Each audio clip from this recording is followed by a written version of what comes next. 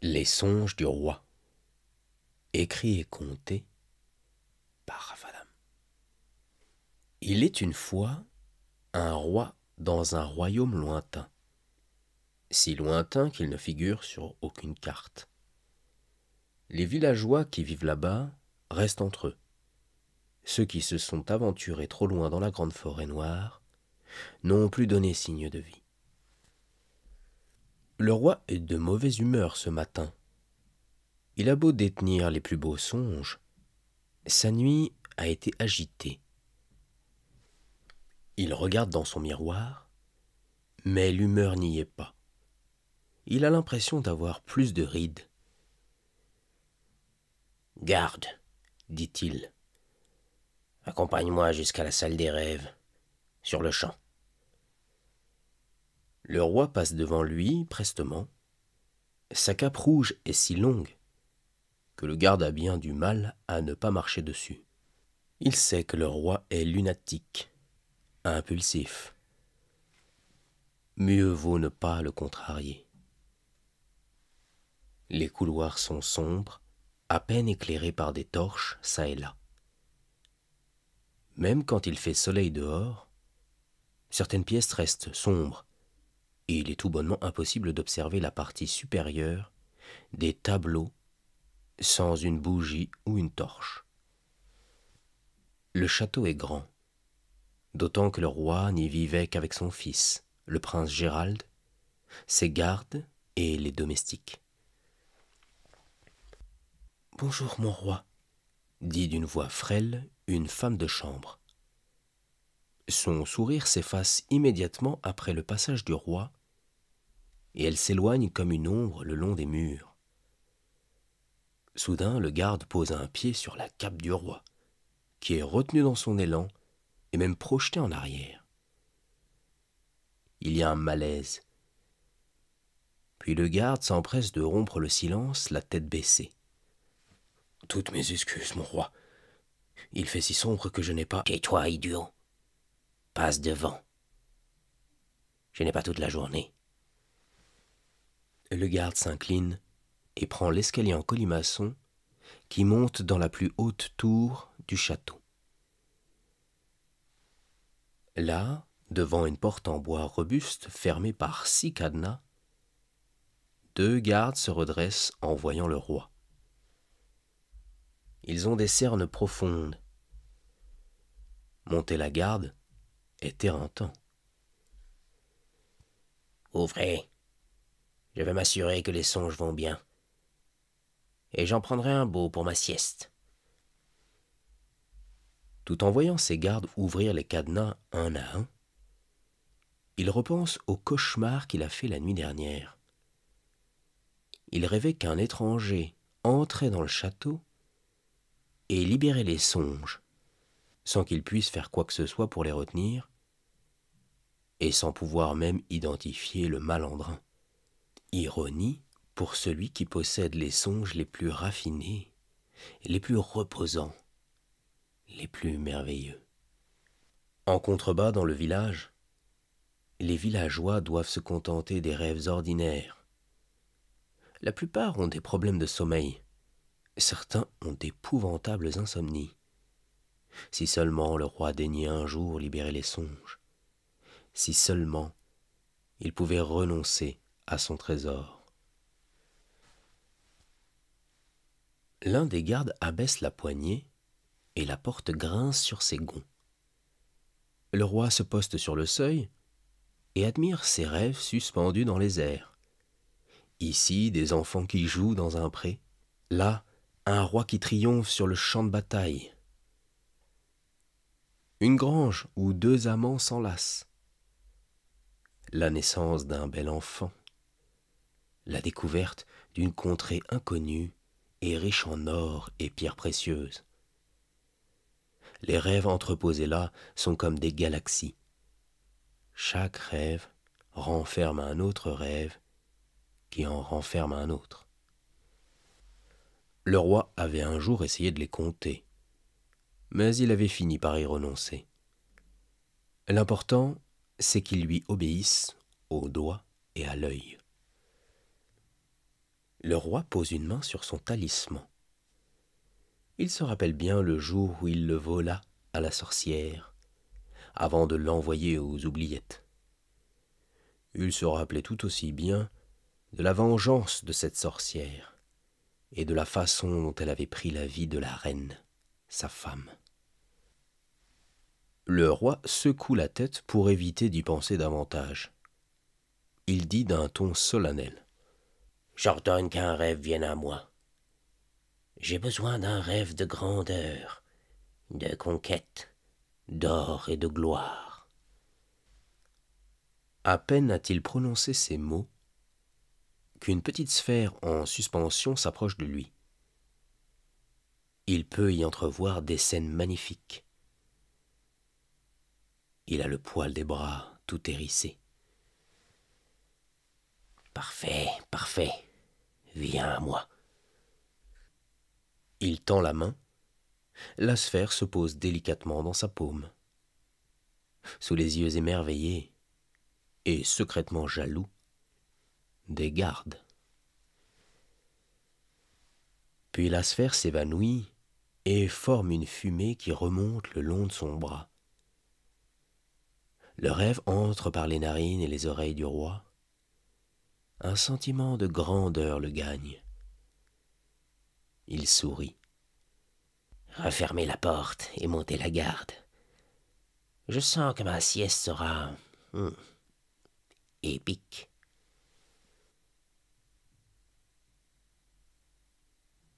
Le prince aime se promener au village. Il aime observer les métiers.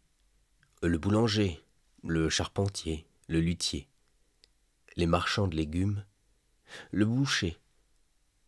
Mais il finit toujours par déchanter. Pourquoi ? Parce qu'il voit les immondes cernes sous les yeux des villageois. Il se rappelle alors combien il déteste son père, avare et obsédé par son trésor.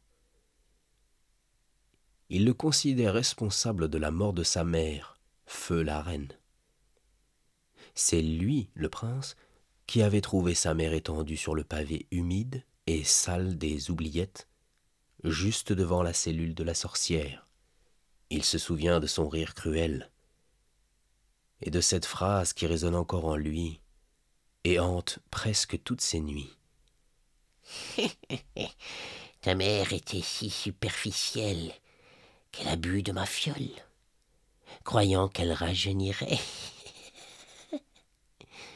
Ta mère était obsédée par sa beauté. Elle aura bientôt l'apparence d'un cadavre puant et plein d'asticots. » Ce sur quoi le prince, submergé par l'horreur, la tristesse et la haine, avait ouvert la grille pour empaler la sorcière avec sa dague. La vieille sorcière n'avait pas eu le temps d'esquiver le coup. « Attention, attention, chaud devant !» Le prince sort de ses rêveries et s'écarte pour laisser passer l'homme à la charrette. Il n'est plus d'humeur à se balader. Alors il rentre au château. « Il faut que je fasse quelque chose pour mon peuple, » murmure-t-il. « Il faut que je libère tous les songes. »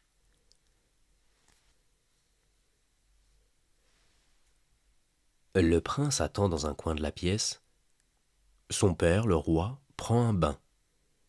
Une femme est en train de frotter son dos. « Lèche-nous, » dit le roi, « et va dire au cuisinier que je veux du rôti. » Elle fait une révérence et sort. « Gérald, je te trouve taciturne. » « Ne m'appelle pas comme ça. »« Et comment dois-je t'appeler, fils ?» Il y a un silence. Gérald aurait envie de dire « mon fils », mais il préfère encore Gérald. « Je déteste ce nom, » finit-il par dire. « Appelle-moi mon prince. » Le roi se tourne vers lui, les cheveux pleins de mousse. Soudain, il éclate de rire. Le prince reste stoïque, mais son père redouble d'efforts, comme pour entretenir le rire, et en tirer tout le suc. Gérald lève les yeux au ciel, puis se fige en voyant le talisman pendre le long d'une chaise. Son père est à nouveau de dos. Il hésite, puis s'approche à pas feutrés et prend le talisman qu'il met dans sa poche. « Pourquoi m'as-tu fait venir, père ?»« Eh bien, je voudrais te proposer de rejoindre la prochaine expédition. » Le prince n'en revient pas. Rejoindre l'expédition pour explorer la grande forêt, c'était comme partir pour la potence. Empli d'un profond dégoût, le prince a quelques idées noires. « Tu veux te débarrasser de moi. Si c'est ainsi, autant m'envoyer directement aux oubliettes. » « Allons, ne dis pas de bêtises. À ton âge, tu dois découvrir le monde, voyager, explorer. Je vois bien que la vie au château te tue à petit feu. » Le roi sort de son bain et va décrocher son peignoir. « Donne-moi le talisman, Gérald, » dit le roi, une main tendue. « Ça ne sert à rien si tu n'as pas ma voix. Les rêves n'obéissent qu'à mes ordres. » Le prince hésite à mentir, mais il serre la mâchoire et renonce à ses projets. Il sort le talisman de sa poche, il a envie de le jeter au sol, peut-être même de le briser d'un coup de talon. Mais il se contente de le remettre sur la chaise. « Tu pars demain à l'aube. Le capitaine viendra te chercher. Et maintenant, j'aimerais qu'on dîne ensemble. » Un dernier dîner avant que je laisse ma peau dans la forêt. Ouais, c'est ça. Arrête un peu, Gérald. L'aventure, c'est ce que tu désires, n'est-ce pas? Moi, j'ai trouvé mon trésor. À toi de trouver le tien. Le roi pose une main sur l'épaule de son fils, serre un peu de sa poigne robuste et dit au creux de son oreille: « Si tu veux remettre un pied dans ce château et entrer par la grande porte, apporte-moi quelque chose d'exceptionnel. Quelque chose qui me fera oublier tes idioties. » Et sur ces mots, il repousse violemment son fils, qui manque de tomber en avant. Gérald lui adresse un regard noir, puis disparaît dans le couloir sombre. Le roi reste là, sur la table de chevet, un portrait de sa femme. Elle lui manque terriblement. Ouais, je suis désolé, ma chérie. Mais je n'ai jamais compris pourquoi le ciel nous avait envoyé ce fils. J'espère que tu me pardonneras. Cela fait des jours que l'expédition progresse dans la forêt dense. Pour l'instant, aucune perte. Mais un changement de climat intervient. Il fait beaucoup trop chaud. Ce qui est le plus inquiétant, c'est cette cabane en bois trouvée en haut d'un arbre, avec le journal de l'expédition précédente. On peut notamment y lire: « Je ne crois pas que mes hommes voudront revenir. La boussole n'indique plus rien de viable, et le chemin du retour semble impossible. Et puis, qui voudrait revenir auprès du roi? Cet homme a causé tant de malheur. » Le prince avait préféré prendre le journal dans sa poche intérieure, histoire que ses hommes ne puissent pas lire ces phrases démotivantes. Mais alors que tout espoir semble perdu, un homme s'écrie: « Mon prince, de l'eau! Un lac !» Le prince pousse quelques hommes pour se frayer un chemin jusqu'à l'éclaireur. Derrière de grandes feuilles vertes et gorgées de sève, il voit en effet une berge, un petit lac et de l'autre côté une clairière. Un sourire se dessine sur son visage juvénile. Il sent une grande joie en lui. « Nous camperons ici, » dit le prince, « et peut-être que nous y finirons nos jours. » C'est ainsi qu'ils montent des tentes de fortune, font un grand feu au milieu et tentent de pêcher quelques poissons à faire griller. « Mon prince, mon prince !» La voix provient des arbres. Le prince croit d'abord à une mauvaise farce. « Eh bien, montrez-vous, soldats !» Mais les soldats qui sont là le regardent hagards. « C'est le perroquet !» dit alors l'un d'eux. « Il a pris ma voix, le bougre !» Le prince relève la tête. Il y a bien un perroquet superbe, avec des plumes bleues et rouges, perché sur une grosse branche qui surplombe un peu la clairière.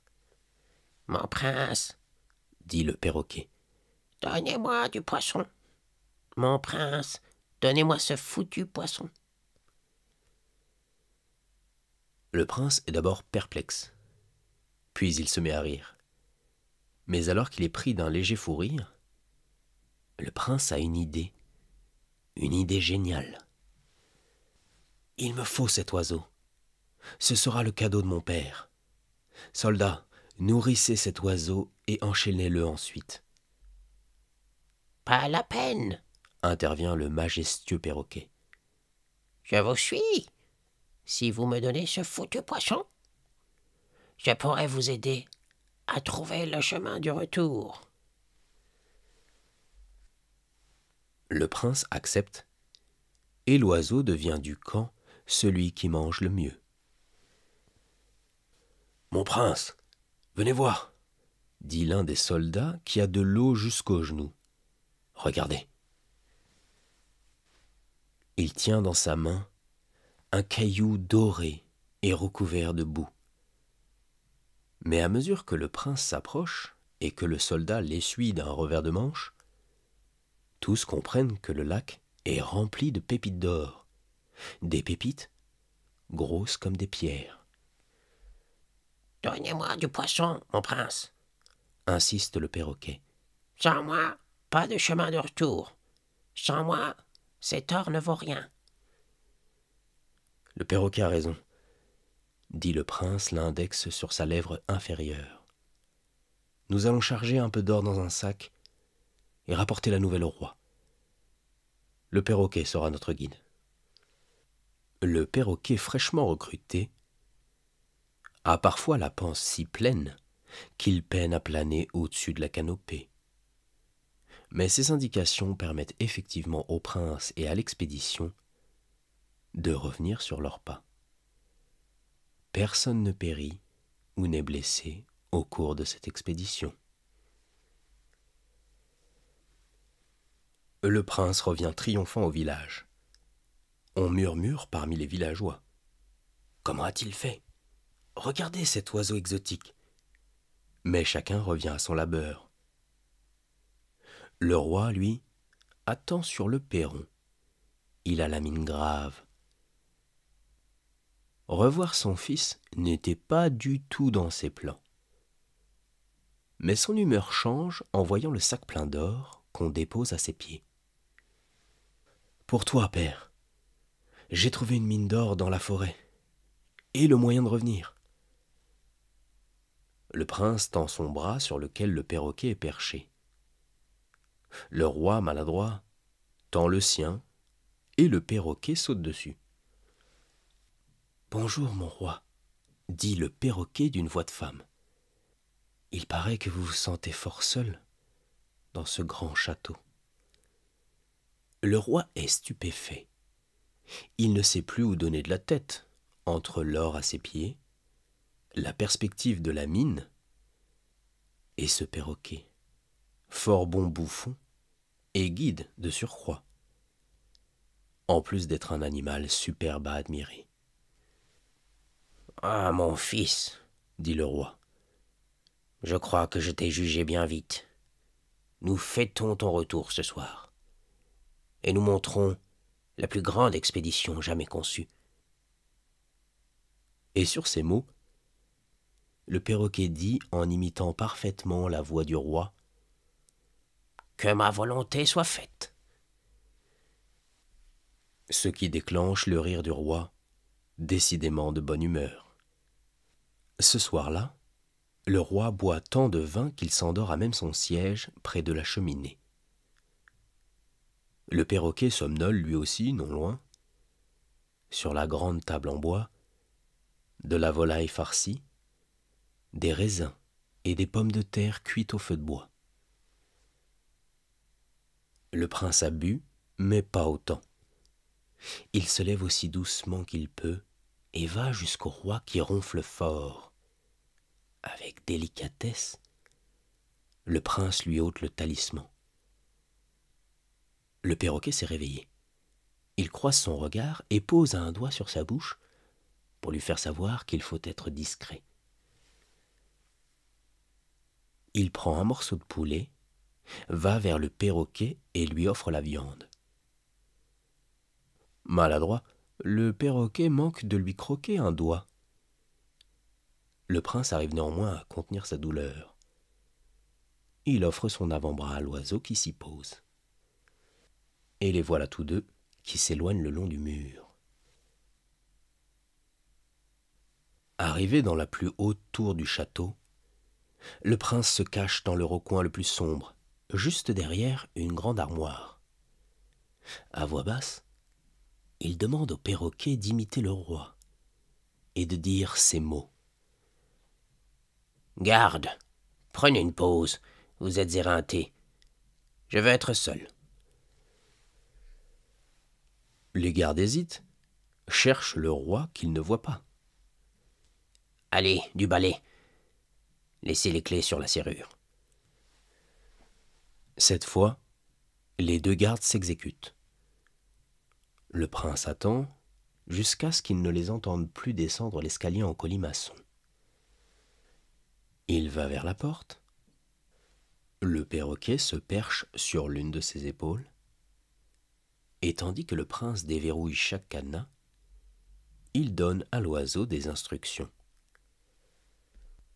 Le prince ouvre la porte en grand, et le perroquet répète mécaniquement, avec la voix du roi, « Moi, le roi, je vous ordonne de servir le peuple.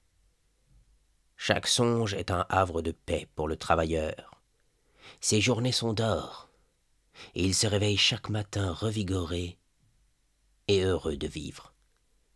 Tel est mon dernier vœu. Jamais vous ne reviendrez dans ce château, et plus personne ne pourra vous enfermer. Pas même moi-même, le roi. Maintenant, allez. » Le prince pose le talisman au sol et le brise d'un violent coup de talon. Tous les rêves sortent de la pièce, d'abord lentement, puis avec furie.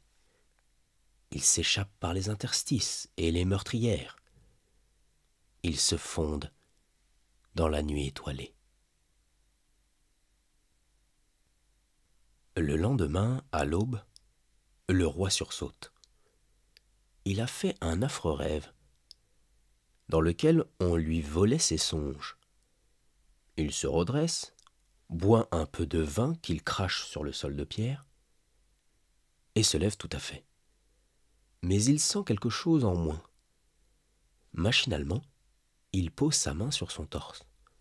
« Mon talisman, » dit-il. « Mon perroquet. » Il se rue hors de la salle à manger, croise les gardes des songes en train de roupiller, et sent l'angoisse le submerger. Il ne prend pas le temps de les réveiller et s'engage maladroitement dans l'escalier. Il ne fait pas de pause et monte toutes les marches en un temps record. Mais là, en voyant la porte de la plus haute des tours grande ouverte et les songes disparus, il s'adosse contre un mur et se laisse tomber au sol. « Sale fils, tu m'as trompé. Sale petit parasite. » Il redescend, manque de tomber et se rompre le cou, interpelle finalement ses gardes. Garde, trouvez mon fils. Fouillez tout le château, et le village aussi. Et ainsi, on retourne tout. Mais le prince reste introuvable. Seul un berger, agacé de voir son mobilier retourné, finit par dire « Le prince est parti dans la forêt. Il est venu me dire au revoir. Et il a pris ma fille pour épouse. » Ni une ni deux, les gardes informent le roi qui a la tête rouge écarlate. Des plaques de boutons poussent le long de son cou.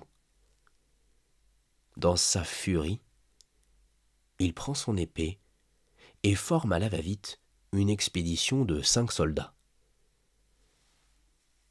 Il chevauche en direction de la forêt. Depuis ce jour, on ne les revit plus au village ou au château.